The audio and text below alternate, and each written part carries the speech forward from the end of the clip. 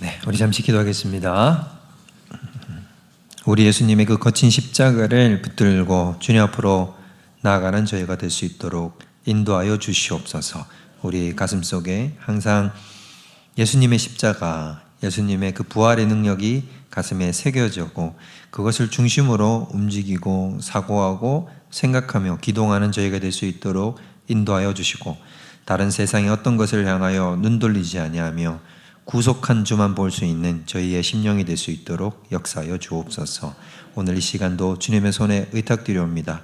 하나님께서 이 시간 역사하시고 주의 성령으로 우리의 모든 마음을 깨워 일으키시어 하나님의 말씀이 우리 심령 가운데 아로 새겨질 수 있는 거룩한 시간이 될 수 있도록 역사하여 주시옵소서. 감사드리며 이 모든 것 우리 주 예수 그리스도의 이름으로 기도하옵나이다. 네, 이제 우리 계속해서 요한복음 살펴보고 있습니다. 우리가 지난 시간에 한번 살펴봤던 2장을 한번 먼저 봤으면 좋겠습니다. 우리가 2장을 처음 봤을 때 예수님이 가나의 혼례의 결혼식에 갔었던 장면들을 우리가 봤었습니다. 예수님이 가나의 혼인잔치에서 물을 포도주로 바꾸신 그 사건은 예수님의 무엇을 보여준다라고 했냐면, 예수님이 이 땅에 오신 목적, 그 목적 중에 첫 번째였는데 그것은 사람의 본질을 바꾼다라는 것이었습니다. 물을 포도주로 바꾸듯이 사람의 본질, 죄인에서 의인으로 바꿔내는 그 본질의 변화를 가져오실 수 있는 분이 예수 그리스도이시다라는 것을 우리가 지난 시간에 배웠습니다. 그리고 나서 딱 그 다음 단계로 넘어오면 13절부터 보면 2장 13절입니다.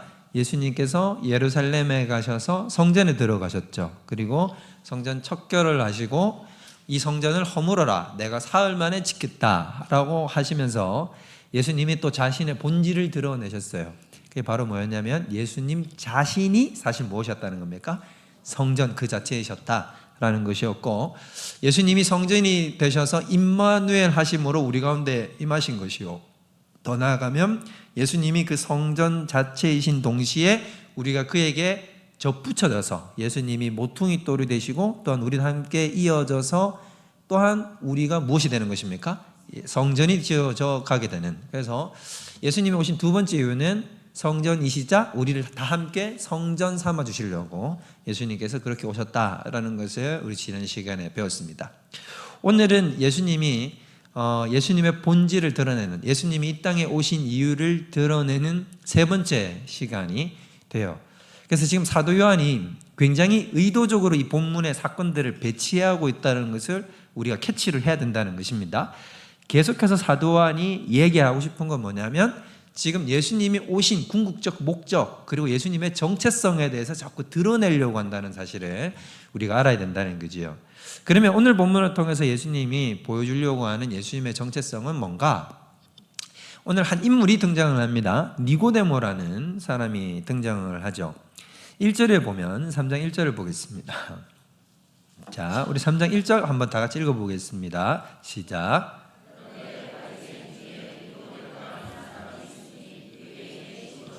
자, 바리새인이고, 니고데모는 바리새인 중이라고 얘기를 했으니까 바리새인이고 유대인의 누구라고 얘기합니까? 지도자라고 얘기를 합니다.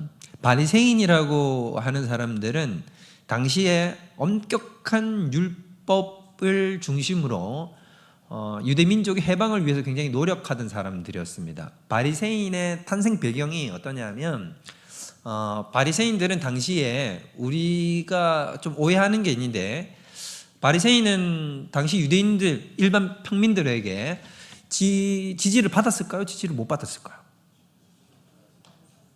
자, 우리는 하도 예수님이 바리새인들을 하도 질책을 많이 하니까 지지를 좀 못 받았을 것 같다라는 생각이 들지만, 당시에 사실 객관적으로 보면 일반 민중들은 바리새인들을 굉장히 존경했습니다. 이 바리새인들을 왜 존경했냐면, 사실 바리새인은 굉장히 개혁파 같은 사람들이에요. 그러니까 바리새인들의 논리가 뭐냐면 이 논리예요. 우리가 지금 외세의 다스림을 받고 있지 않느냐, 우리 같으면 일제 식민지하에 들어가 있지 않느냐. 그런데 우리가 이런 식민지배에 들어가게 된 것은 과거 역사를 계속해서 살펴봐라. 우리가 출애굽에, 애굽에 들어가기도 하고 바벨론에 끌려가기도 하고 이런 여러 나라 아수르에 끌려가서 이렇게 흩어지기도 했던 이런 사건들을 보면 우리가 하나님한테 잘했을 때 포로로 끌려갔느냐, 못했을 때 포로로 끌려갔느냐? 못했을 때 끌려간 거 아니냐? 그럼 지금도 로마가 우리를 다스리고 있는 건 우리가 하나님의 무엇을 안 지켜서 이런 것이다?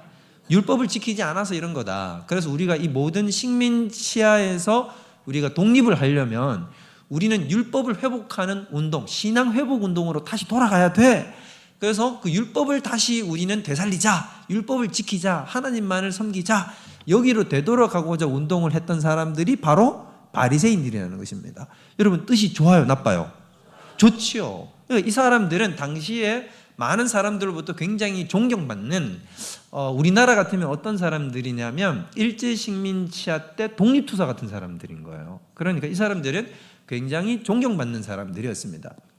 근데 이 사람들의 문제가 뭐냐면 예수님의 이제 질책하시는 문제는 율법으로 돌아가는 거 좋다 이거죠. 그런데 문제는 그들이 가지고 있는 율법관이 잘못되어 있다는 것에 있었어요. 그건 우리가 뒤에 조금 더 한번 얘기를 해보도록 하겠습니다.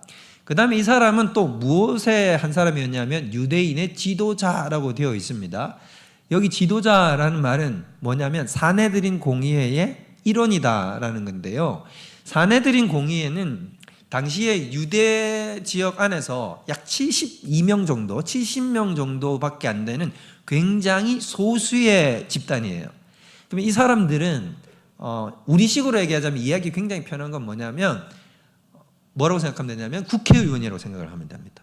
그러니까 이 사람은 지금 신분적으로는 종교적 스펙트럼으로 보면은 바리새인인데 또 동시에 정치적 지위로 봤을 때는 당시에 국회의원 같은 사람이 되는 거죠.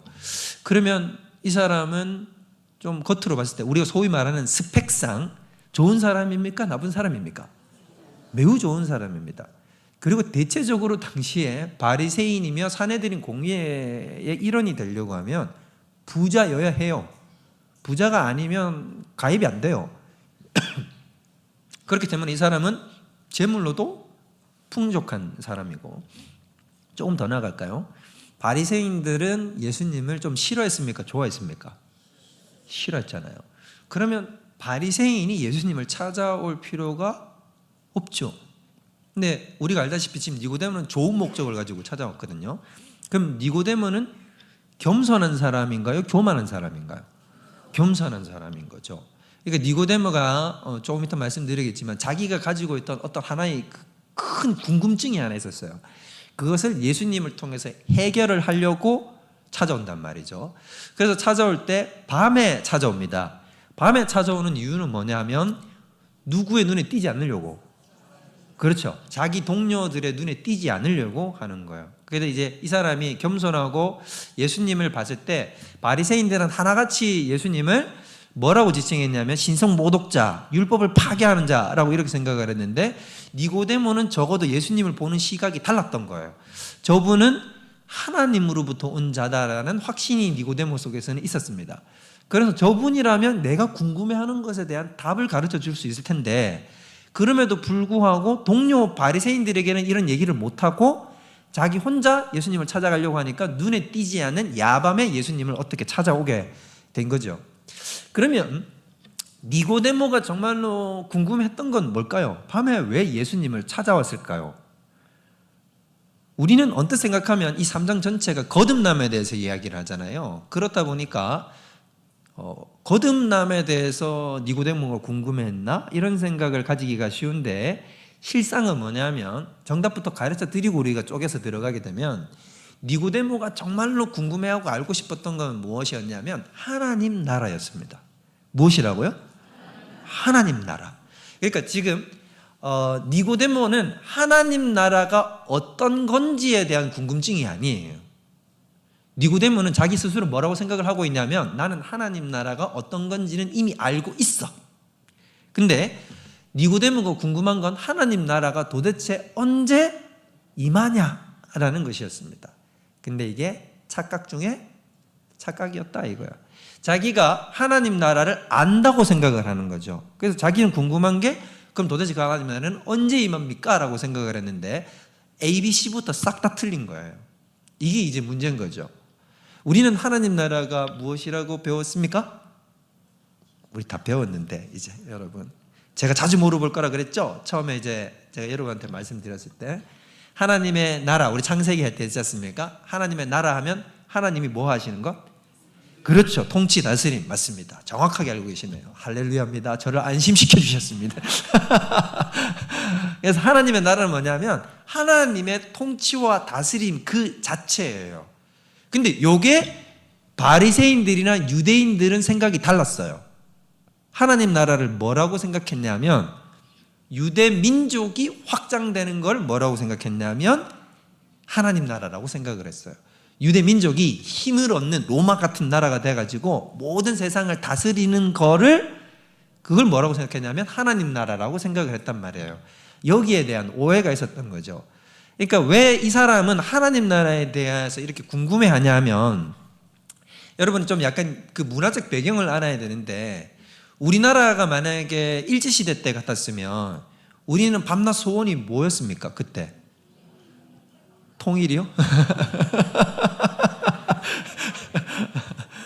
원래 여러분 우리 통일이 꿈에도 소원인 통일 이렇게 부르잖아요. 근데 그 노래가 원래는 뭐였냐? 해방이었습니다. 독립 가사가. 근데 이제 우리가 독립하고 나니까 그게 통일로 바뀐 건데 원래 우리 선조 때 우리 일제시대 때는 다 같이 하나같이 소원이 다 뭐냐면 어떻게 해서는 일제가 좀 물러가고 우리가 독립을 얻는 거예요. 그때 그랬겠지 않겠습니까? 그래서 어린아이로부터 시작해가지고 우리 노년에 이르기까지 다 식민지배에 있을 때는 언제 우리가 좀 광복, 해방을 맞을 수 있을까? 여기 궁금했지 않겠어요? 그래서 당시에 유대인들도 똑같은 거예요. 유대인들은 모두 다 무슨 생각을 가졌냐면 우리 언제 로마 식민지에서 해방돼가지고 우리는 독립할까? 근데 요거를 그들의 신학적 용어로 뭐를 부르냐면 하나님 나라라고 불렀다 이 말인 거죠. 그런데 예수님은 이 땅에 그런 하나님 나라를 건설하러 오신 것이 아니죠. 예수님은 그보다 훨씬 더 큰 세계를 마음에 품고 오셨다 말인 것입니다. 그럼 예수님이 말씀하시는 하나님 나라는 하나님의 통치가 임하는 것 아니겠습니까? 자, 이제 그래서 예수님께서 오늘 이 말씀을 하시는데 다시 결론부터 하고 얘기해 들어갑시다. 그러면 하나님이 우리를 다스려 주시는 게 하나님 나라가 우리 가운데 임하는 건데 자, 하나님이 우리를 다스려 주시려고 하면 우리가 어떻게 해야 될까요? 먼저 해결되어야 되는 게 있어요. 우리 속에. 자, 죄가 뭐라고 우리가 배웠냐면 내가 뭐 되려고 하는 거라고 했습니까? 내가 하나님 되려고 하거든요. 그럼 오늘 아까 우리 가인 낮에도 봤지만 가인은 하나님의 다스림을 받으려고 그래요? 안 받으려고 그래요? 안 받으려고 그러잖아요. 내가 뭐 내 동생을 지키는 자입니까? 이런 얘기는 하고 분노나 내고 반항이 나는 이런 사람이란 말이에요. 그러니까 하나님이 날 다스려 주려고 하는데 내 속에는 하나님의 다스림을 받고 싶은 생각이 없는 거예요. 그러니까 하나님의 다스림을 받으려고 하면 내 속에 먼저 뭐가 제거가 돼야 되는 거죠. 죄가 제거가 돼야 되는 것입니다. 그래서 예수님은 이 땅에 궁극적인 목적은 하나님의 나라를 도래하게 하기 위해서 오신 것인데 하나님의 나라를 우리 가운데 임하게 하려면 하나님의 다스림이 내 가운데 임하려고 하려면 내 속에 뭐를 제거를 먼저 해야 된다? 죄를 먼저 제거를 해야 되는 거죠. 그래서 죄를 제거하시려고 하는 행동이 십자가에 달리시는 것이다 이 말인 거죠. 그러니까 예수님의 이런 전체적인 맥락을 모르면 전혀 예수님에 대해서는 이해가 없다 하는 것입니다. 그 이해가 없는 대상이 바로 니고데모라는 것입니다. 자, 니고데모는 스펙상 거의 완벽한 사람이에요. 유대인으로서는 이보다 더 좋은 사람이 없어요. 그런데 니고데모가 가지고 있는 이 신학적 한계가 존재하기 때문에 오늘 예수님을 전혀 이해를 하지 못한다는 것입니다. 이게 누구에게 적용될 수도 있는 말이냐면 바로 우리 자신에게도 적용될 수 있다라고 하는 거예요. 자, 왜 그러냐면 앞에 서 있는 송 목사 스펙적으로 좀 괜찮을까요? 괜찮을까요? 제 입으로 제가 이런 말을 다 합니다. 네. 근데 여러분 사실 저는 스펙으로 이력서로 적으면 별로 적힐 게 없어요. 우리 뭐 장로님들 다 보셨지만 제가 이력서 적어내면 솔직히 뭐 별거 없습니다. 제가 대학교 학부 나오고 법 전공했고 국제정치 전공하고 난 다음에 신대원 가가지고 MDB 학위 받고 나와가지고 3.1교회 나와서 여기 있는 것밖에 없어요. 그런가요? 제가 이런 반응을 원한 게 아닌데. 제가 그 흔한 목회학 박사도 없고, 하나 그런 거 하기도 요란한 게 없습니다. 그런데 제가 지금 무슨 얘기를 하려고 하는 거냐 하면, 자, 예를 들면, 앞에 제가 목사로서 서 있잖아요. 그럼 신학을 공부를 많이 했을 것 아닙니까? 그러면은 이제 신학적으로 많이 알 수 있단 말이에요. 아무래도 성도님들 여러분보다는 제가 더 많이 아니까 가르치는 자로 하나님이 세우신 거잖아요.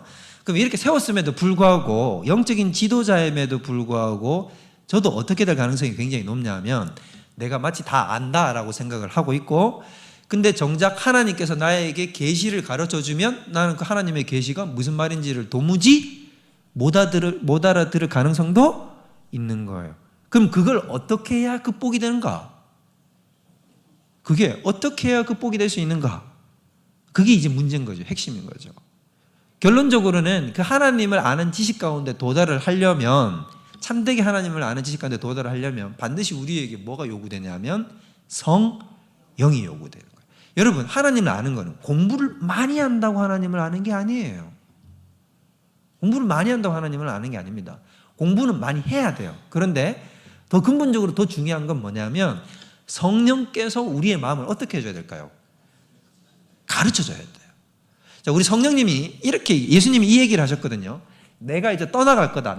예수님이 먼저 보혜사고, 내가 또 다른 보혜사를 너희에게 보내줄 거다라고 얘기를 했습니다. 자, 14장에 가면 그 얘기를 해요. 요한복음에 가면. 그러면 예수님께서 또 다른 보혜사를 보내주시는데 그게 바로 성령님이거든요. 그럼 성령님이 오시면 너희를 어떻게 할 거냐면, 성령이 오시면 내가 너희에게 이른 모든 말을 어떻게 하게 하리라? 생각나게 하리라. 기억나시죠? 벌써 생각나셨네요. 할렐루야. 그래서 생각나게 한다는 말은 기억이 나게 한다는 말일까요? 우리가 언제 생각하면 생각나게 하리라 했을 때 까먹고 있다가 성령이 탁 임하면 예수님 했던 말이 팍팍팍 머릿속에서 생각난다, 이 얘기를 하는 게 아니에요. 그럼 생각나게 한다는 말이 무슨 말이냐면, 예수님이 했던 말을 그때 당시 3년 반 동안 쫓아다닐 때는 이해가 되더라 안 되더라? 안 되는 거예요. 그런데 성령이 탁 임하고 나니까 그제서야 예수님이 그때 왜 그런 일을 했고 왜 그런 말을 했는지가 이해가 되게 될 거다, 이 말을 하는 거죠. 그래서 요한복음에도 보면 예수님이 사도 요한이 그런 말이 종종 나오잖아요.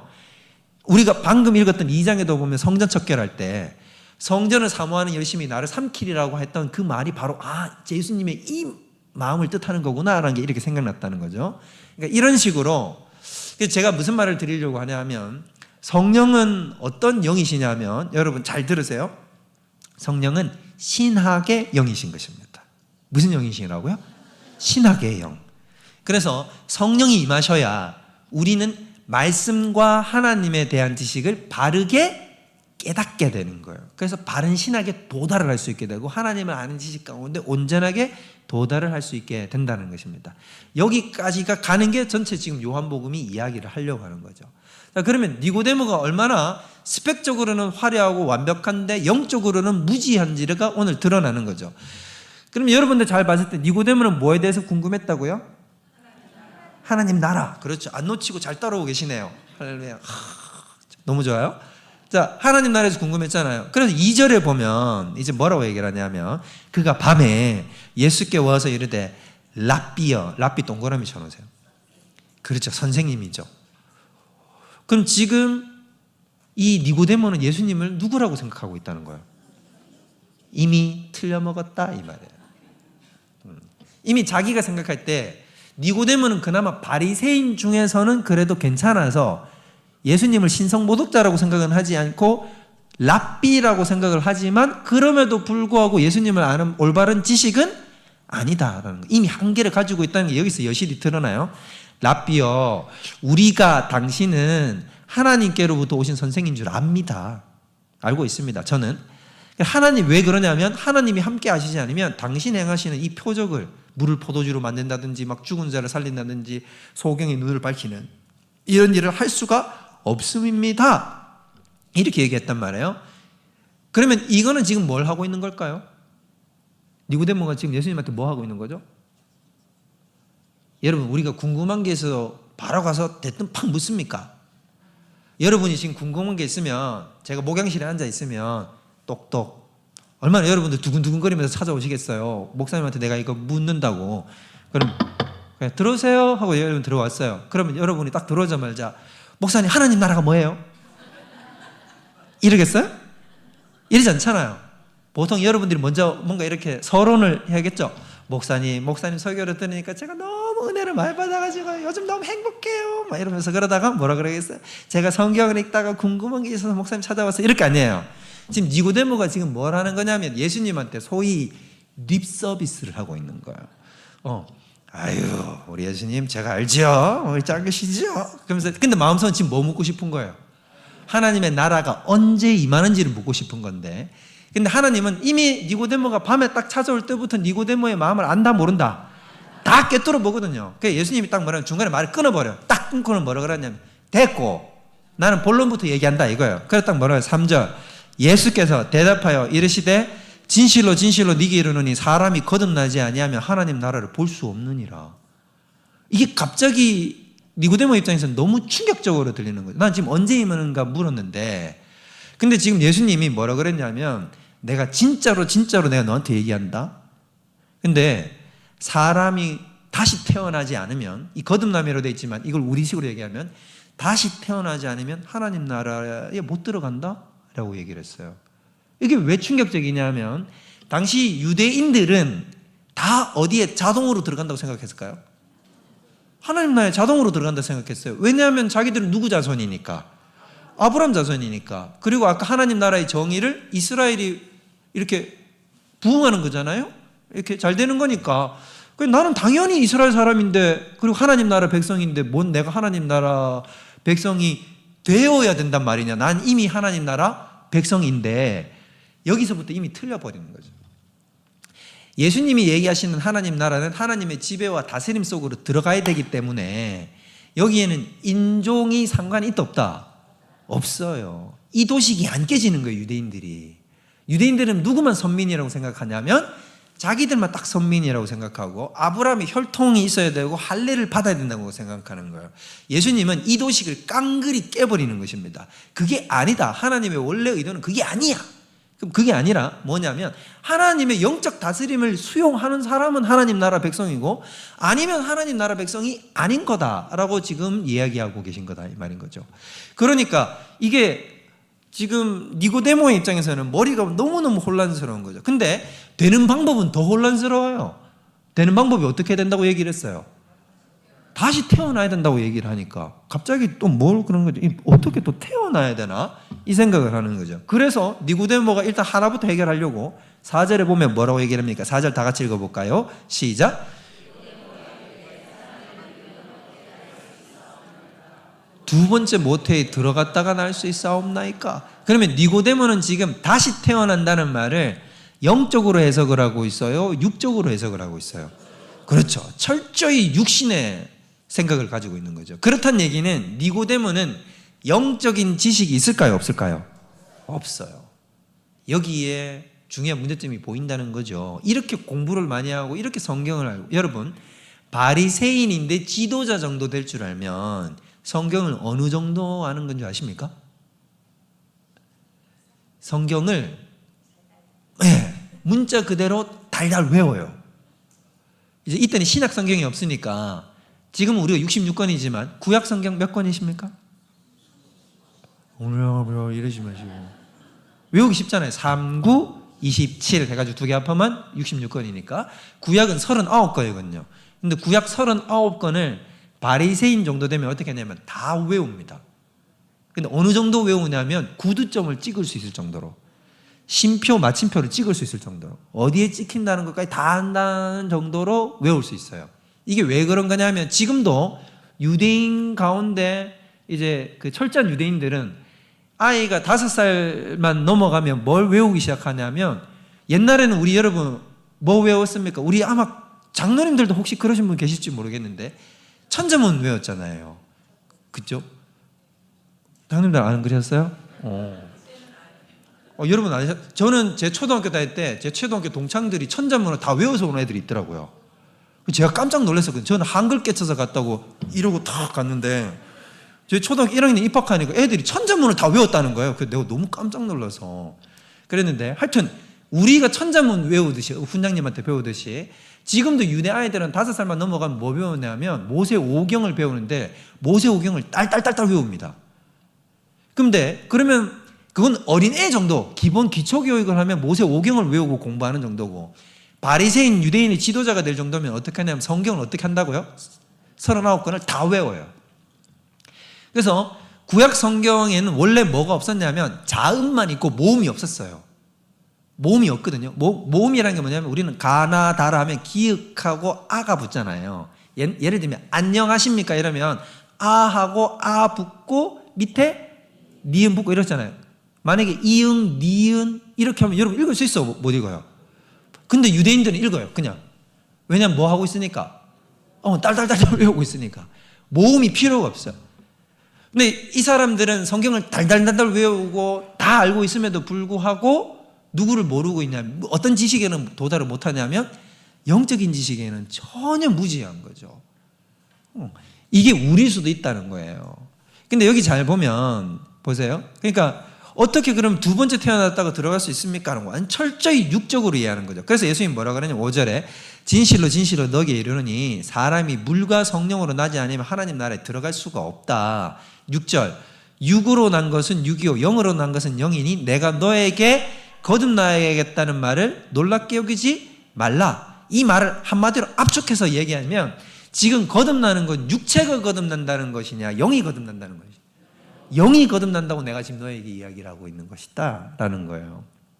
그래서 8절 바람이 임의로 불매 네가 그 소리는 들어도 어디서 가면 어디로 가는지 알지 못한다. 바람이 이렇게 휙 불어서 분명히 바람이 부는 건 느낄 수 있습니까? 못 느낍니까? 느낄 수 있는데 목적지는 내가 알아요? 몰라요? 모르죠. 이게 무슨 말이냐면 영적으로 거듭나는 것도 분명히 우리가 느낄 수는 있지만 그 구체적인 거에 대해서는 모른다. 그러나 그 구체적인 게 모른다고 해서 바람이 없다라고 얘기를 하지 않잖아요. 마찬가지로 영적으로 거듭나는 것도 분명히 존재하는 사실이다 라고 이 얘기를 하는 거죠. 그랬더니 오늘 읽었던 그 구절 첫 번째 니고데모가 대답하여 이르되 어찌 그러한 일이 있을 수 있습니까? 예수님이 얼마나 답답했을까?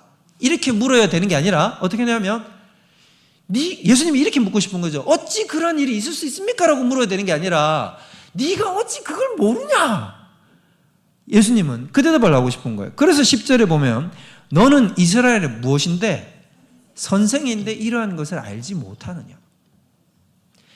니고데모가 이 정도면 당시의 유대인들은 영생에 관한 지식을 알겠습니까? 모르겠습니까? 몰라요. 오늘날도 마찬가지인 겁니다. 여러분 희한하게 기독교를 믿는 걸 보면 여러분 돈이 많고 학력이 많다고 해서 예수를 잘 믿나요? 아니죠. 희한합니다. 초대교회 때도 그랬거든요. 우리 고린도 교회를 향해서 바울이 뭐라 그랬냐면 너희를 보라. 너희들 가운데 문벌 좋은 자가 많지 아니하며 라고 얘기를 했어요. 부자가 많지 아니하고 도리어 약한 자들이 우리 가운데 많지 않느냐. 근데 저도 참 신기한 게요. 저도 성경 공부를 많이 가르쳐 봤으니까 많이 가르쳤을 것 같죠? 제가 청년 사역도 14년 했으니까 별의별 청년을 다 만나봤고 제가 또 작은 청년부 안 했었고 큰 청년부 많이 해봤으니까 온갖 부류의 청년들 많이 만나봤단 말입니다. 근데 그 청년들 가운데 소위 말하는 초엘리트급 청년들이 있어요. 있겠죠? 당연히. 또 그런 청년들이 지적인 호기심이 강하기 때문에 성경 공부한다 그러면 열심히 참여를 해요. 제가 같이 공부를 앉아서 시켜보잖아요. 그러면 정말 신기한 일이 일어납니다. 그럼 그런 청년들한테 말씀을 가르쳐가지고 이렇게 가르쳐 주잖아요. 이제 작게 한 4-5명이 앉아서 그룹으로 가르쳐 주는데 학력과 제가 완전 제가 임상적으로 다 아니까 학력과 하나님을 아는 말씀을 아는 지식은 정비례하지 않아요. 희한해요. 희한합니다. 놀랍습니다. 정말 놀랍습니다. 제가 봤을 때는 말씀이 여기서 이래서 이런 거 아니야? 자, 그렇지 라고 얘기를 하면 그걸 도무지 못 알아들어요. 너무 놀라워. 그래서 제가 그런 경험들을 다수 경험하니까 제가 뭘 많이 경험을 하게 됐냐, 뭘 깨닫게 됐냐 하면 하나님을 아는 것은, 영적인 지식은 무엇으로 경험하게 된 거다? 어떻게 들어오게 되는 거다? 성령의 역사예요. 또 반대의 경우도 많이 있어요. 우리 여기 또 우리 권사님들 많이 앉아 계신데, 우리 권사님들이 나이도 있으시고, 그죠? 또 성목사가 설교를 또 그렇게 쉽게 하는 건 아니잖아요? 그래서 쉽게 하죠? 잘 가르치지요? 제가 누워서 엎드려서 저를 봤는데, 제가 이렇게 가르쳐 드리면 신기한 게, 우리 또 권사님들은 다 알아들어. 그렇잖아요?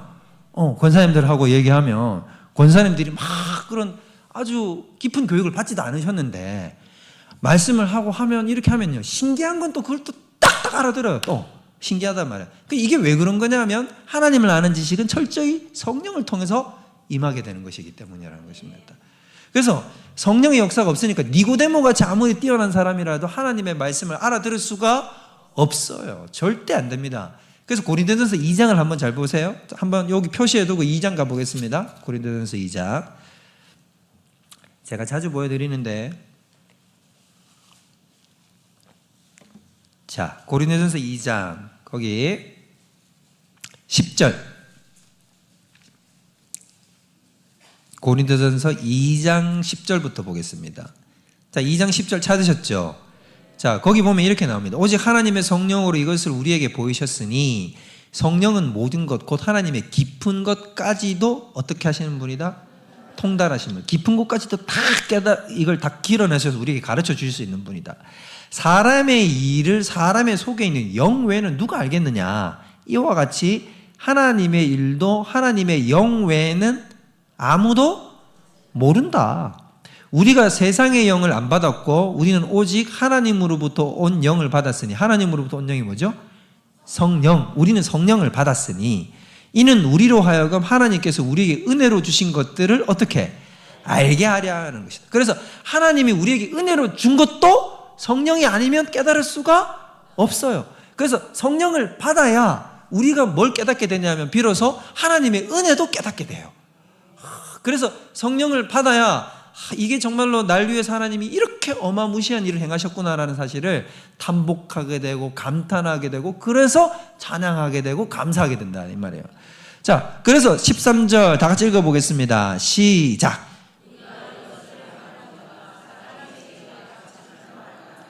오직 성령께서 가르치신 것으로 하니 영적인 일은 영적인 것으로 분별한다. 그래서 영적인 것은 영이 아니고는 절대로 분별을 할 수가 없어요. 니고데모가 오늘 이 사람이라는 거죠. 자, 그러면 밑에 내려가 보면 쭉 갑시다. 그러면 하나님께서는 아까 얘기했잖아요. 예수님은 이 땅에 궁극적으로 무엇을 완성하러 오셨다고 그랬습니까? 하나님 나라라고 얘기했잖아요. 그러면 중간 단계 아시죠? 하나님의 통치가 내 가운데 임하려고 하면 내 속에 뭐를 먼저 제거해야 된다고요? 죄. 그래서 그 얘기를 예수님이 이제 니고데모한테 하세요. 그래서 뭐라고 얘기를 하냐면, 자, 13절 보십시오. 3장 13절 오늘 본문으로, 하늘에서 내려온 자 곧 인자 외에는 하늘에 올라간 자가 없다. 그러니까 이게 무슨 말이냐면, 예수님이 여기서부터 굉장히 심각한 말을 하는데, 뭐냐면 나는 사실 원래 처음부터 어디에 있었던 자다. 이게 니고데모 입장에서는 받아들이기가 매우 매우 어렵죠. 왜냐, 아까 자기는 예수님이 뭐라고 생각했기 때문에 선생, 랍비 정도로 생각을 했는데, 지금 예수님 뭐라고 그러냐면 사실은 내가 태초부터 하나님이랑 같이 있다가 지금 내려온 거야 라고 이렇게 얘기를 하는 거죠. 그래서 14절 보면 모세가 광야에서 뱀을 든 것 같이 인자도 어떻게 해야 된다? 여러분, 왜 들려야 되죠? 그렇죠. 그 십자가 사역을 통해서 우리의 안에 있는 뭐를 없애야 되니까, 죄를 없애야 되니까. 여러분, 여러분 이거 너무 쉬운 것처럼 느껴지지만 여러분, 이게 이 설명에 도달을 하려면 3박 4일을 꼬박 가르쳐도 도달을 할까 말까 해요. 근데 여러분은 이걸 찰떡같이 알아듣잖아요. 왜 그런 거지요? 그렇죠. 할렐루야. 근데 여러분 진짜 여러분들은 별거 아니라고 생각하는지 모르겠는데 정말 어렵습니다. 제가 가르쳐보면 이 단계까지 도달을 해서 이게 깨달음으로 들어오는 게 너무너무 어려운 거예요. 근데 여러분 이걸 이렇게 손쉽게 알잖아요. 하나님이 다 역사해서 그런 겁니다. 근데 여러분 잘 보세요. 여기 궁금증이 하나 있죠? 모세가 광야에서 뱀을 들었던 사건이 있어요. 기억나시죠?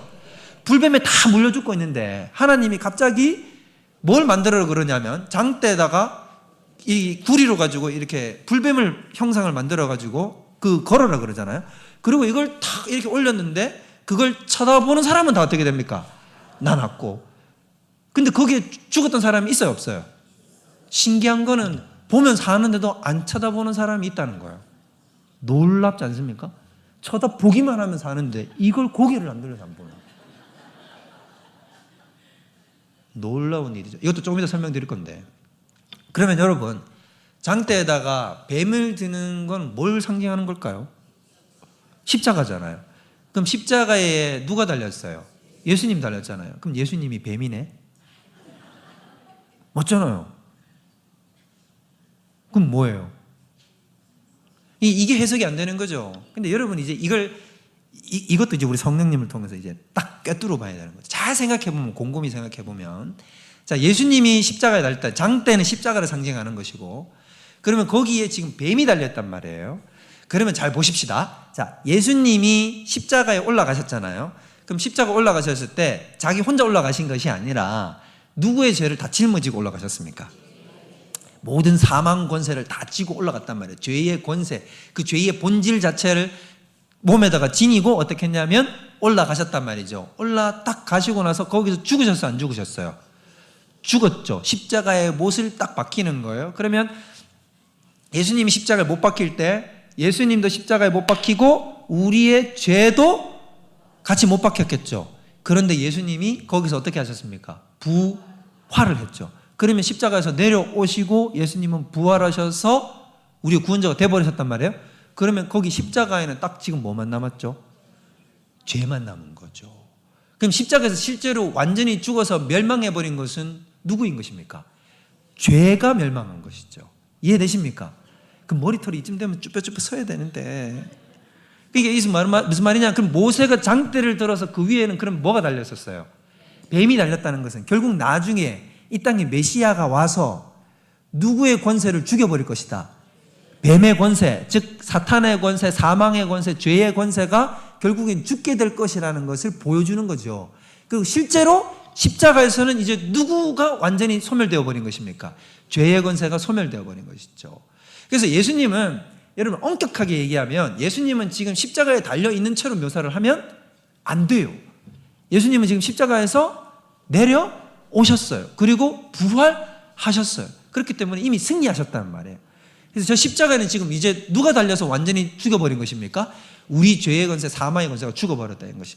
그래서 예수님이 얘기한 것처럼 뱀이 장대에 달려가지고 이렇게 높이 들린 것처럼 나도 십자가의 죽음을 맞이해야 된다라고 얘기하는 거죠. 자, 그렇게 얘기하는데 15절 다 같이 시작. 예수님은 뭘 주시러 오시는 분이죠? 영생을 주러 오시는 분이에요. 자, 그러면 영생을 주러 오시는 분인데 어떻게 하는 거냐면 예수님이 십자가에서 죄악을 같이 죽으심으로, 죄악의 권세를 무너뜨리심으로 말미암아 예수님을 믿는 모든 사람들이 이제 구원을 받을 수 있도록 이끄시는 바로 그분이다라는 거죠. 그러니까 우리가 아까 처음에 얘기했을 때 가나의 혼인잔치 물이 포도주로 바뀌는 것은 예수님이 우리의 무엇을 바꾼다고요? 본질을 바꾸는 분이고, 성전으로 자기를 묘사했을 때는 자기가 참 성전이요 우리를 성전으로 지어가게 만드는 분이라고 얘기를 한 것이고, 지금 여기에서는 예수님이 뭘 구체적으로, 조금 더 구체적으로 가는 건데, 내가 너희들에게 영생을 주러 온 자요, 영생을 주기 위하여 나는 이 땅에 십자가에 달려서 죄의 권세를 죽이러 왔다라는 것입니다. 그래서 그 유명한 16절이 이렇게 나온 거죠. 하나님이 세상을 이처럼 사랑하셔서, 여기서 독생자에도 동그라미 쳐야 돼요. 자, 보면 여기서 예수님이 자기 정체를 드러내버렸죠. 자기는 누구라는 겁니까? 이게 지금 니고데모 이해와 얼마나 떨어져 있는지가 이제 느껴지십니까? 니고데모는 그저 선생, 랍비 정도로 생각했는데 예수님은 자신을 독생자다. 여기서 자기의 정체를 아주 노골적으로 그리고 가장 분명하게 드러내시는 것입니다. 나는 하나님의 유일한 독생자, 더 나아가면 나는 2위 하나님, 전율이 돋는 그 진리를 여기서 선포하고 계신 것입니다. 독생자를 주셨으니 이는 나를 믿는 자마다 멸망하지 않고 영생을 얻게 하려 하십니다. 그럼 역으로 뒤집으면 나를 믿지 않으면, 그렇죠, 영원한 사망에 들어가게 된다. 나를 믿지 않고서는 생명에 이를 자가 아무도 없다라고 이야기를 하고 계신 것이라는 것입니다. 그래서 여기서 우리가 정리를 하자면, 그러면 지금 예수님의 정체성을 가장 많이 보여주는 대목은 바로 뭐냐면 복음이고, 그 복음 안에서도 예수님의 가장 확실하고도 분명한 정체성은 십자가인 것입니다. 그 십자가 속에는 예수님이 이 땅에 죄악을 죽이러 오신 분이시고, 그것을 위해서 이위 하나님이신 독생자 예수 그리스도께서 이 땅에 오셔서 우리를 구원코자 자신을 희생하신 분, 그리고 그를 믿는 자마다 영생을 주실 수 있는 능력자라고 하는 것입니다. 할렐루야. 그런데 우리는 여기서 그치면 안 돼요. 우리는 많은 사람들이 뭐라고 생각을 하냐면, 이게 우리 이제 지금 모든 기독교인에 해당하는 잘못된 스탠스인데, 뭐냐면 우리는 십자가를 언제 씁니까? 목사님, 저는 십자가를 써본 적이 없는데요. 여러분, 십자가를 언제 쓸까요? 죽을 때? 죄사함, 그죠? 우리가 보통 십자가의 복음은 우리가 언제 쓰냐면 이제 예수님을 믿는 처음에, 그때 쓰는 거예요. 너무 우리는 거기에 이렇게 몰려 있어요. 십자가가. 내가 처음에 예수 믿을 때 십자가, 믿고 나면 십자가 말고, 목사님 이제 조금 더 세련된 거, 좀 어려운 거, 좀 더 뭐 적용점이 있는 거, 이런 거 찾는단 말이에요. 근데 그게 아니다. 천만의 만만의 말씀이에요. 여러분, 그렇게 되면은 신앙이 이상한 쪽으로 빠집니다. 복음이 다 훼손되고 성경 말씀이 다 훼손되게 우리에게 적용이 돼요.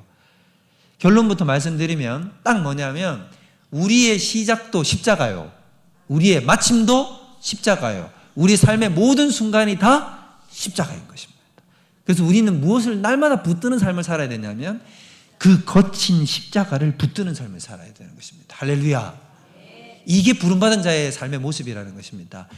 그래서 사명의 자리는 어떤 것이 사명의 자리냐면 십자가를 붙드는 게 사명의 자리예요. 예수님이 우리에게 뭐라고 얘기하셨냐면, 너 십자가 붙들고 떠나지 마라. 내가 다시 올 때까지 내가 너에게 맡겨준 이 십자가, 이걸 지고 자기를 부인하는 길까지 나를 따라와라고 얘기했기 때문에 우리는 그 십자가를 붙들고 절대로 그 십자가의 자리에서 이탈하면 안 되는 겁니다. 그게 우리의 사명이에요. 그래서 처음부터 십자가요, 마지막 마침도 십자가요, 내가 주님과 동행하는 모든 삶의 순간순간이 모두 다 거친 십자가를 붙드는 것입니다. 그렇게 될 때 그리스도인이 능력 있는 삶을 살게 되는 거예요. 왜? 십자가의 권세는 죄의 권세를 박살내거든요. 죽이거든요. 이기고도 남거든요. 그래서 여러분, 우리 모든 그리스도인들이 참된 권세와 승리를 누리려면 날마다 그 거친 십자가를 의지하고 붙들어야 되는 것입니다. 갈보리산 위에 섰던 그 십자가, 그 십자가가 오늘도 여러분의 가슴 가운데 서 계셔서 날마다 우리 그 십자가를 주목하시고 바라보시는 저와 여러분들 되시기를 주님의 이름으로 축원드립니다. 우리 시간 우리 다 같이 찬송가 150장 다 같이 일어서셔서 우리 이 찬양으로 우리 하나님 앞에 나아갔으면 좋겠습니다. 우리 갈보리산 위에 십자가 섰으니 그 십자가를 최후 승리를 얻기까지 나는 십자가를 붙잡겠습니다. 우리 이 마음으로 이 찬양 올려드리도록 하겠습니다.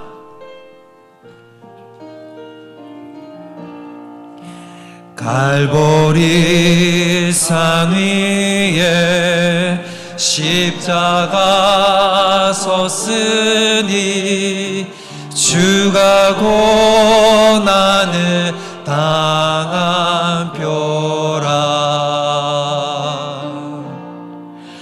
험한 십자가를 내가 사랑함은 주가 보혈을 흘림이라. 최후 승리를 얻기까지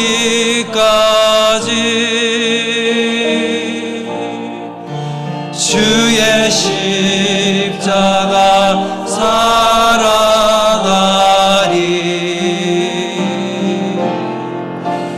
빛난 멸류관 받기까지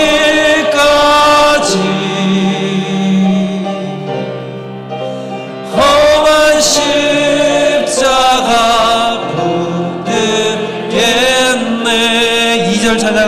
멸시천대받은 멸시천대받은 주의 십자가에 나의 마음이 끌리도다. 귀한 어린 양이 세상 죄를 지고 험한 십자가 지셨도다.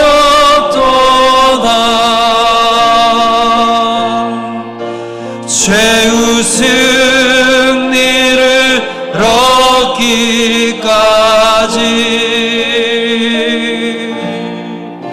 주의 십자가 사랑하리.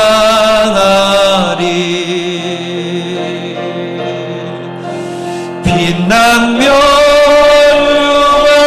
받기까지 험한 십자가 붙들겠네. 3절 찬양합니다. 험한 십자가에 험한 십자가에 주가 흘린 피를 믿는 마음으로 바라보니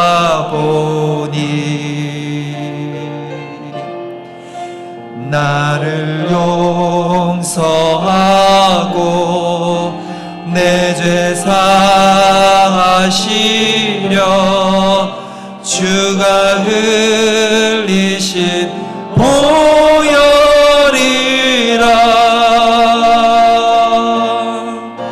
죄의 승리를 얻기까지 주의 십자가 사랑하리.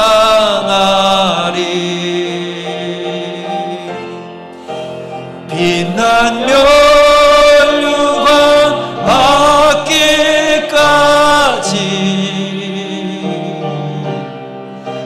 험한 십자가 붙들겠네. 4절 찬양합니다. 주님 예비하신 주님 예비하신 나의 본향집에 나를 부르실 그날에는 영광 중에 계신 우리 주와 함께 내가 죽도록 충성하리. 우리 두 손 들고 찬양합시다. 죄의 승리를 얻기까지 주의 십자가 사랑하리.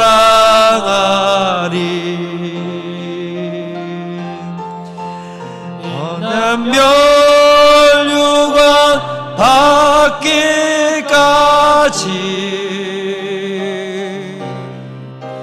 험한 십자가 붙들겠네.